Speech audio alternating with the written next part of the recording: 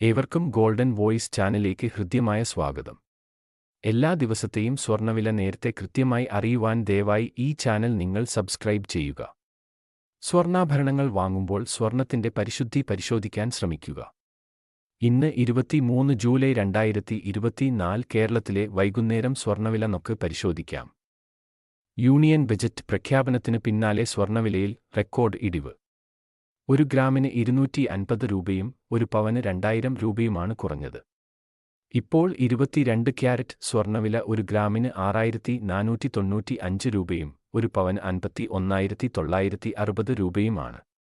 അതുപോലെ ഇപ്പോൾ 24 ക്യാരറ്റ് സ്വർണ്ണവില ഇപ്പോൾ ഒരു ഗ്രാമിന് 7086 രൂപയും ഒരു പവന് 56,688 രൂപയുമാണ്.